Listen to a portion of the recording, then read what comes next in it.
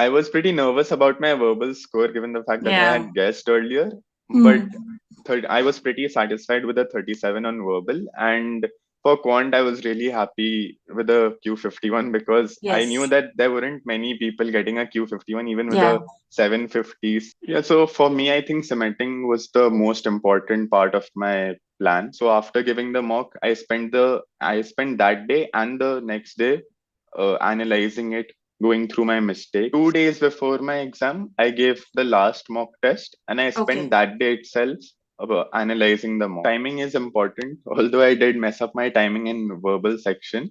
Hmm. So I don't know why. I guess because of the exam pressure or center exam pressure or something. So I think the 7 reading strategies really work wonders. Like Hmm. before following those strategies, I struggled a lot. I went to a Pearson Professional Center in Delhi. The Okay. center was the center was good. I reached the center an hour before, so Hmm. I waited patiently.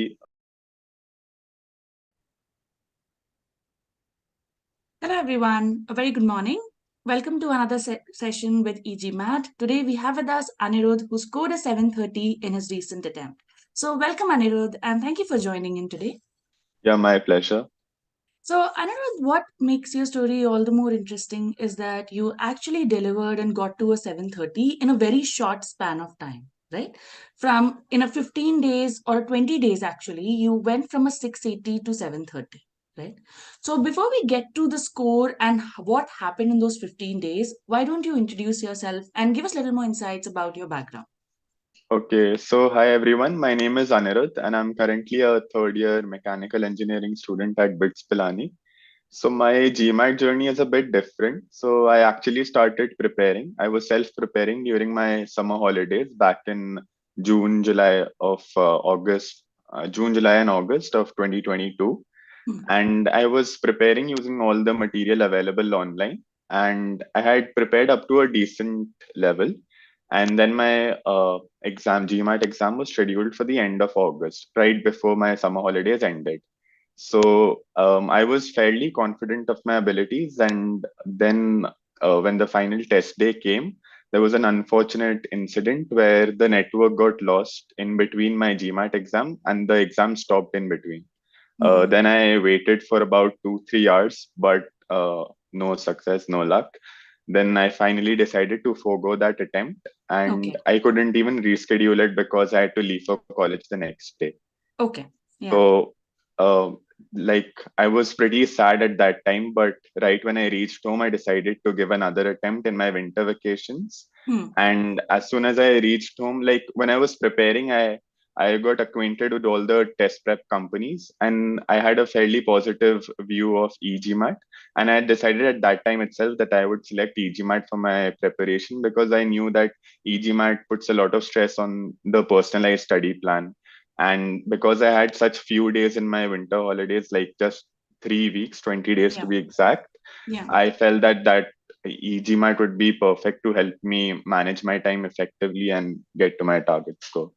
Okay. So when you got on the e-GMAT platform, right? Now you have narrowed it down. You started with the platform. So what was the first thing that you did? So, like my exams ended on 30th December, and Hmm. I enrolled in e-GMAT on 31st December. So I celebrated New Year, and just after, like around 1 or 2 a.m., I started preparing. I was serious about my efforts, like I was willing to put in any amount of hours that would be required. So then and there, I gave a cold mock again. Hmm. So in on e-GMAT platform itself, and I scored 680. Yeah. So, and after I scored, I analyzed the mock. Like I had prepared before for around a Yeah. month or two. So I started remembering stuff. I went through my notes, and that's when I contacted e-GMAT uh, to help me create a personalized study plan. Okay. So I remember when you wrote to us with the 680, and because you had already booked the date, right? Yeah, At yeah. 24th was already there. And the only thing that you said to us was that 24th is it. I do not want to push it more. So how Yeah. do I get there? Right. And that's when we get started on the Actually, last mile I push program. actually I booked the test exam on the day of my previous attempt only. Like as Okay. soon as then I reached home, I booked the next test day slot. Okay, okay. So you were very sure that you have this time span in hand, the holidays, and Yeah, you want to get it done any which way, right? yeah. And you went all in. Okay. So what happened like once you got on board with the last mile push program, because your 15-20 days was completely tracked on that particular program, right? So let's start by understanding what was the structure that you were working on in those 15 days time span. So, firstly, when I contacted you as well, I wrote in the email that I was willing to put in around 8 to 10 hours each day, Yeah. no matter what. Yes. So, and I had some basic understanding of all the topics which Hmm. are tested on the test. So I just wanted to, polish my abilities Hmm. and get to my target score. Yes. So that's when you wrote to me with a detailed plan, and I was diligently following it throughout the 2 3 week period. Yeah. Yes. So, Anirudh, since you have prepared before also, right? So I'm Yeah, sure there would be some techniques that you were already using, something that yeah, was already, a second nature to you, right? A technique yeah, that you were using for SC, CR, and RC, right? But when you came to the platform at e-GMAT, for the verbal specifically, we have specific techniques for each of the subsections, yeah, yeah. right? So was that helpful for you from, the previous techniques, or what was that edge that you got this time? So my previous techniques, although I didn't practice in between these 4 months during Yeah. my college semester, Yes. but I remember like for verbal, let's say, my Mm. consistency in verbal wasn't that good even before. Mm. Like my accuracy was fluctuating. I had 2 3 techniques which I learned online. For SC, I used the scanning and splits technique. For Okay. RC, I had a basic understanding of how to go about the passage, how to read the passage. Mm. And critical reasoning, like even before the test, I was fairly confident about critical reasoning because I just have, let's say, I have a knack at it or something. Yeah. And for e-GMAT verbal, as for e-GMAT verbal, I went through all the verbal modules Mm. diligently. Mm. Like I know that there are e-GMAT focuses on meaning-based approach. For RC, there are effective reading strategies. Mm. So I started from scratch. I followed those techniques properly. Like even though in like I had quite few number of days, but Mm. still I was willing to follow that approach, especially the Yeah. meaning based approach and RC, the Yeah. effective reading strategies. And slowly I started noticing improvements in my verbal score. And Mm. yeah, Okay. So definitely you followed the plan diligently because you were able to complete all the milestones at the time that it was dedicated, right? So that's why you were able to take the test also within the 24th itself. So tell me one thing, like while you were going through the course, right? You were doing the course, you understood the process, and then you moved to the cementing where you were tackling the medium and the hard level questions, right? And building your yeah. ability, right? So this is a question that very often comes, that how important is the stage to the cementing? Did that individually help you? Yeah, so for me, I think cementing was the most important part of my plan. Like, Mm. even though the modules, like few modules I knew beforehand, few modules were completely new to me, but the cementing quizzes contain like high quality questions. Like they're made to think, yeah, like they're made to, you know, they contain more analytical questions and you Mm. need to think more in them. Yeah. So I felt that cementing quizzes were an important part because I never got a perfect score in any of the cementing quizzes. I always used to falter at around 3 or 4 questions in each quiz. But Mm. Mm. those errors really made a difference because I used to then properly go through them and analyze them, and that's where I filled holes in my preparation. Okay, okay. So, Anirudh, when you are in such a time constrained journey, right? When you're Mhm. doing the path, so what added value to it? Like, what were the steps that you were taking to make sure that if you're doing something, you doing it perfectly before moving forward? Were you maintaining notes, error logs, or was there something extra that you were putting in? So I did maintain an error log, although it was not too elaborate or too extensive. I used to Okay. put only the medium and hard questions which I got wrong. Okay. And I stopped after around 2 3 weeks because it was getting too big, and I Hmm. had to revise them again and again. So Yes. although error log is a brilliant part of it's a brilliant idea, but Yeah. I due to my time constraint, I couldn't put in that much effort into that.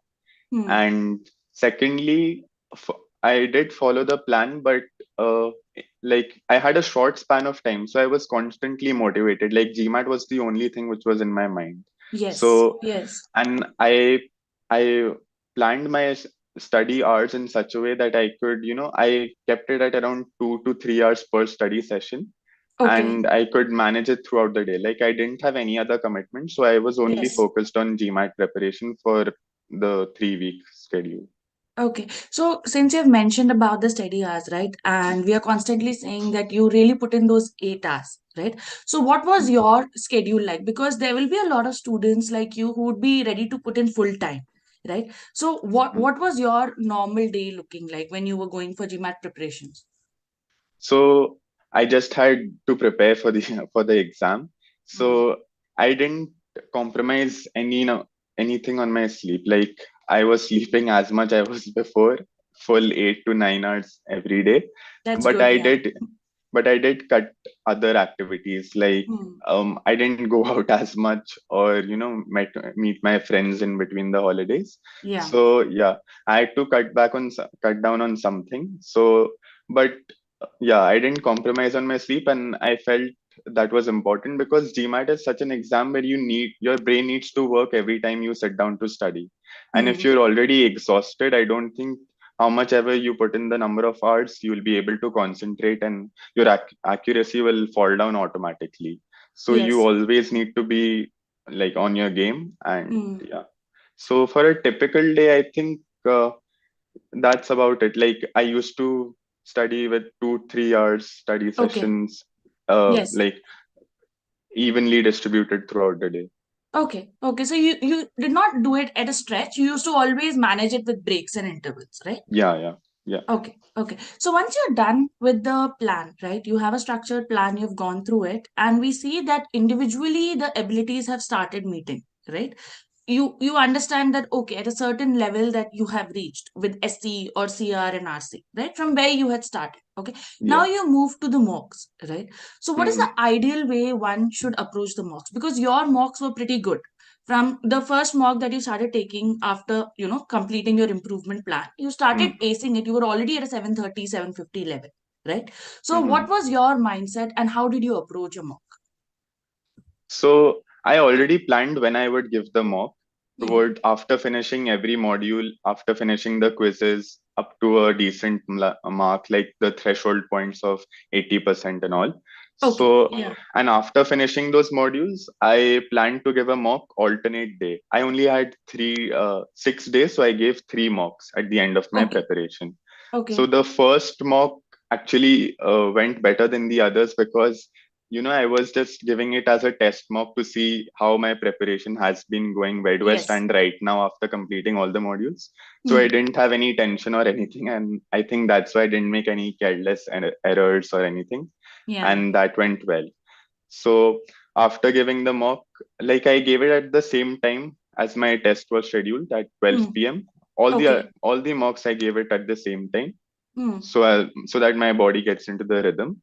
Yes. And yeah, I gave so after giving the mock, I spent that day and the next day analyzing it, going through my mistakes Hmm. and seeing where I can improve. And Okay.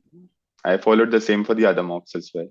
Okay, okay. So when you say understanding through your mistakes, right? So what were the steps that you took? Because there is one that you go through. Did you just go through the solutions, or how did you go about, rectifying those mistakes? So for analyzing my mocks, although e-GMAT provides a lot of detailed insight into every question and all, but I followed the old school way. Like I Mm. always used to write down on my notebook each mistake. I used to solve every question which I got wrong again, and I used to maintain a notebook, Hmm. proper mock notebook where I used to draw 3 columns, and I used to write down the time taken, the median time, like whatever Okay. insight you put, I Yes. wrote it down again I don't know why, but I wanted to do it that way so that Yeah. I can, like while writing down, it used to get into my head that I'm taking this much extra seconds to solve each question. These are the Hmm. topics which I'm getting wrong. This is what Yeah. I need to, like, if I got a question wrong in geometry, I need to practice 10 more questions in geometry. If it's Hmm. a hard question, I used to practice only hard questions. If it's medium question, then I used to first look at the concept, then practice questions again. Hmm. So that's how I analyzed it. Got it. Got it. So you had a proper strategic review that you were doing. Like for medium level Hmm, questions, there was a technique that you were following, maybe going back hmm, to the concepts and bridging the gaps. And for hmm. hard level, it was more about the steps, right? Which Yeah, step you got incorrect, maybe, or yeah. why did you take the longer time, right? Hmm, hmm. Okay, okay. And what about the sequence? Like for mocks, what is the sequence that you followed? And was there a particular reasoning, or it was just because you were comfortable with that? Yeah. The section order sequence. Yes, section order. Yeah. Yeah. So I always used to follow the same order. I used to do quant first, then Okay. verbal, and then IR AWA. Quant Okay. I did first because it used to help me get into the like in the mood of the exam. Hmm. So I took around 5-10 minutes to warm up, and the first 5-10 questions are easy. So it Hmm. used to make me get into the mood of the exam. And for after completing quant, like I used to get the easy part out of the way first, and Okay. then I used to focus all my energy on verbal, doing that well. Hmm. So yeah, that was the pattern I followed. Okay. So I know for a person like you, quants was something that you were pretty comfortable from the starting, right? Yeah. Hmm. And verbal was something that was a bit of a concern, right? Yeah. So yeah. So now after doing the course and after having done with the GMAT, how comfortable are you now? How would you put yourself on a verbal now? So earlier, like before e-GMAT, my verbal scores used to fluctuate a lot. Like I Hmm. got a 27 in some mock, I got a 30 in some mock, I even got a 35 in some mock. Yeah. After e-GMAT, I think my scores have stabilized a bit.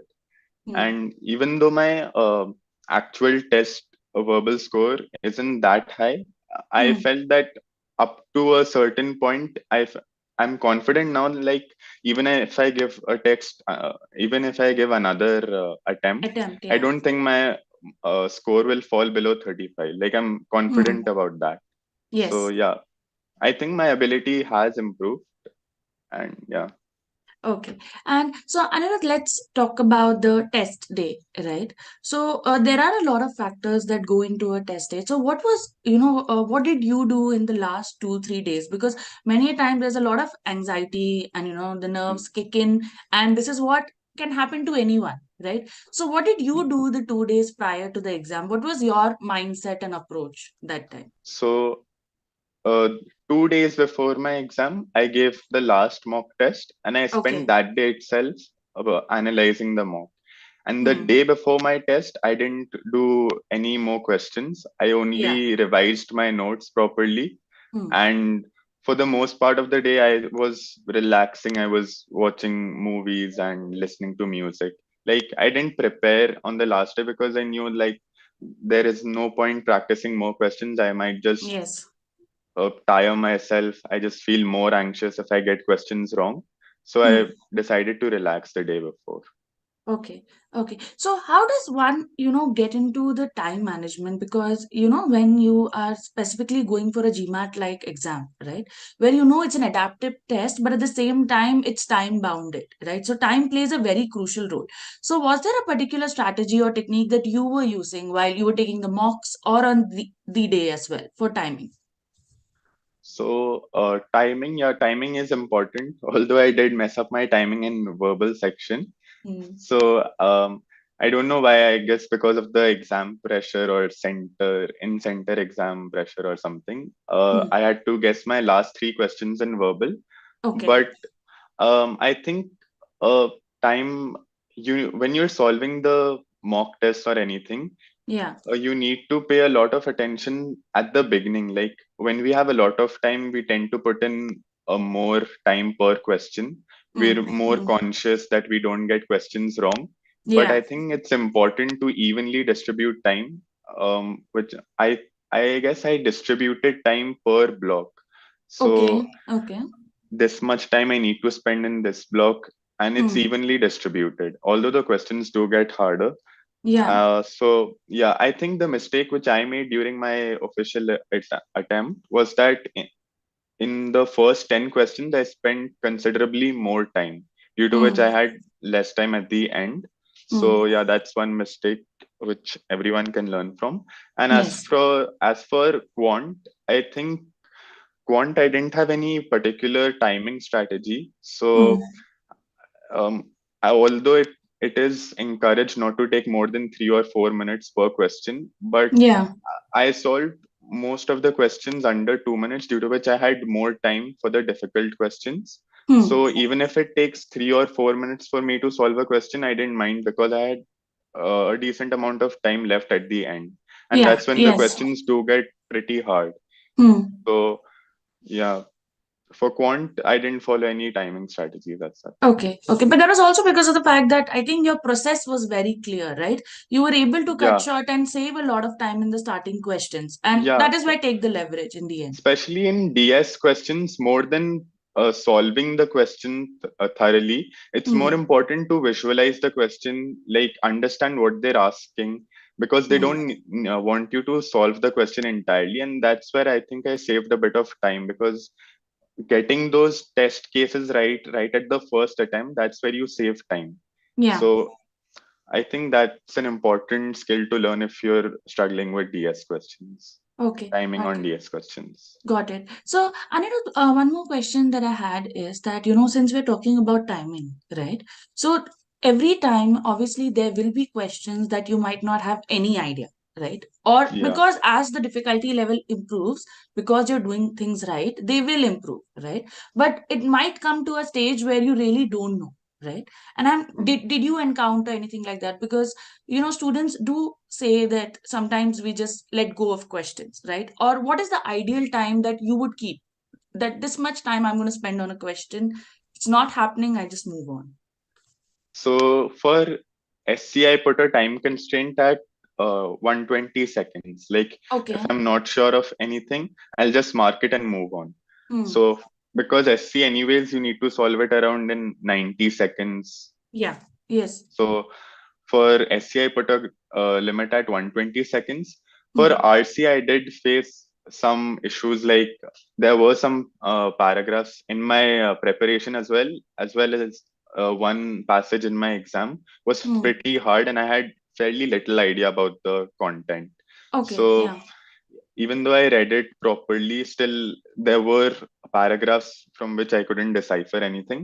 Hmm. So when I saw questions related to that paragraph, I marked the answer in around 15-20 seconds. I moved on, because I knew that there wasn't any point of me wasting time on that question. So Hmm. yeah. Got it. Got it. So, Anand, what is the technique that you used? Because let's break it down for verbal, right? So, if we go with essay, I know you've already mentioned that you use the meaning-based approach, right? But when we talk about the meaning-based approach, what is like if a question comes in front of you, what is the steps that you really followed to get to the solution? So for SC, I think reading the question slowly and understanding the meaning of the question is important. Yeah. People tend to read only the underlined portion of it, or Hmm. only, I think, the options, they scan through the options. But Hmm. during my preparation, I felt the importance of understanding what's exactly being said. Like Yeah. for CR as well, I think understanding the passage is also very important. Otherwise, you won't be able to answer the questions. So Hmm. for SC, I spent around extra 10-20 seconds trying to understand what's being asked. And Okay. then I used to try to figure out the errors in the first A option only, Hmm. and then I Hmm. used to go through the other options, trying to look at similar errors and eliminating them. Okay, okay. And what about RC? Because what worked out for you? Because I know RC was a area where you did struggle a bit. So what was it that helped you get to that confidence level in RC? So I think the 7 reading strategies really work wonders. Like Hmm. before following those strategies, I struggled a lot. Hmm. So after going through that module, I used to properly not skim through the passage, but yeah, Mm. know where to skim through. Like I knew that these are details, these I Yeah. just need to know where they are, and I can Mm. come back to it again. Mm. And I I got a hang of understanding like, yeah, this is the important part of the passage. This I need to pay close attention to. Mm. And especially another thing which I learned was that after reading each paragraph, I used to stop for 5-10 seconds and summarize that paragraph. Mm. So yeah, these were the changes which I made from my previous technique. Okay. And what about quants? Because quants you were already comfortable to a certain extent, right? Hmm. So what was the process that you were following for quant questions? So I knew there were 3-4 areas.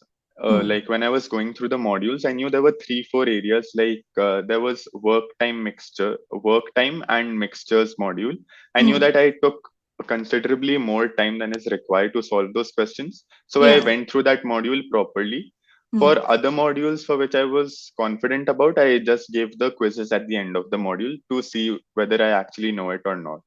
Okay. So Okay. I think that's where I streamlined my preparation. And the most important thing for me for quant was the cementing quizzes. Like Mm. same as verbal, the especially for quant, the cementing quizzes has like high quality questions. And Mm. even in quant section, I rarely got a perfect score in the cementing quizzes because those questions contain traps and all, and they require Yeah. you to think Extra critically. analyze, yes. Yeah, so although they're not much harder than the actual quant questions in the Mm. actual exam, but Mm. they make you think more. So you'll Yeah. get the same topic, the same concept in the actual exam as well. But since you're thinking more during these cementing quizzes, your work in the exam becomes a little bit easier because there 3-4 steps are cut down and you Mm. take less time in the actual exam. So I Mm. felt that cementing quizzes were especially helpful for me because one, didn't go through all the modules properly because I didn't have that much time, but I did Yeah. spend a lot of time going through the cementing quizzes and all. So yeah, Hmm. Yes. Yeah. For you, I think we took a different approach because of the limited time. We focused more on your weak areas, right? Highlighting yeah.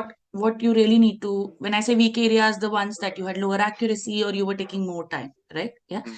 So let's come to the D day, right? So here you are. It's 24th. You're going for the exam, right? So why don't you explain us how was your experience this time different? So this time my experience was much better. Like I went to a Pearson Professional Center in Delhi.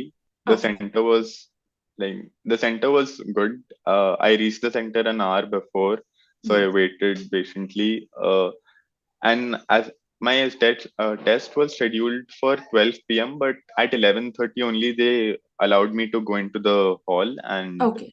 I started my attempt. So yeah, and as for the flow of the exam, the quant section went as planned. Like I didn't face too much hiccups in between. One weird thing which I noticed was that I, I noticed around 3-4 questions on work time. No, on speed distance time. Okay. Three Okay. four questions, and those questions are pretty lengthy also. Hmm. So that was a point where I think that otherwise I used to finish around 10 minutes before the time, but this time I felt finished right at the end, like with two Hmm. minutes remaining. Okay. Yeah. And so I guess it's a random question bank. So I guess it depends on your luck which topics you Yes. encounter more. Yeah. So, so yeah, that makes it for the quant part. For the verbal part, initially I was pretty chill. I think I was spending more time in the beginning. That's why I was chill. So, Mm. and that punished me at the end where I had around 3 minutes for three questions. So Yeah. I I had to guess right at the end. So that's Mm. where I think my score dropped a bit. And as for the IR section, I was fairly confident about my IR abilities. Mm. I practiced IR some questions for IR from the Okay. e-GMAT module as well. Mm-hmm. So and after that the AWA. Yeah. Like I didn't practice AWA much because I didn't have time, but I did Time. go through Yes. I did go through 3 or 4 passages from GMAT Club, and I Mm. think that was sufficient. Okay. So, what was your reaction when the score popped up? So I was pretty nervous about my verbal score given the fact that I Yeah. had guessed earlier, but Mm. I was pretty satisfied with the 37 on verbal, and for quant I was really happy with the Q51 because I knew Yes. that there weren't many people getting a Q51 even with Yeah. a 750 score. Yes. That's like a So perfect Q51. Yes. yeah, so I was really happy with that. So Yes. yeah, that Q51 made my day. Great, great. So, Anirudh, my last question to you would be, what would be that one learning? Because we always talk about the do's and the don'ts, right? When we talk about what works and what does not work for a GMAT prep to ace that exam, right? So, what is that one learning that you feel that you would like to share with the other aspirants, who are in a similar situation like yours? So if there is anyone in a similar situation, I feel that if you're properly focused and you're willing to put in the number of hours and you Yes. have a fairly decent starting ability, I guess you can get a similar score as me in a 3 or 4 week duration. Mm. And yeah, that's the only thing. And my only learning was that in between these 3 or 4 weeks, I pushed myself a bit more, and I think I learned a lot in these 3 weeks. Yeah. So yeah, that's the only thing. Yes. So, Anirudh, I think very well said because, it's all about at the end determination, right? There is course Hmm. available, there is material, but the student has to give it their all to actually Yeah. get to their target, right? But in your case, I think it was very evident because from the very start, when we started the plan also, you were consistently, making sure that you're checking in at the right time, you were doing the milestones. Maybe there were only few that you might have gone 2 days or 1 day here and there, but apart from Hmm. that, you were very much on track, right? You were maintaining the time and consistency, right? Hmm. So, yeah. So, thank you, Anirudh. I think it was a very insightful session. I'm sure that this is going to help a lot of people, who are in a time constraint to understand what is the right amount of time to be put, right? And also for people to understand what does it actually take to get from a score like a 680 to a 730, right? So Yeah. thank you, Anirudh, and it was really lovely talking to you. Thank you for joining in today. Yeah. Lovely interacting to you. Okay.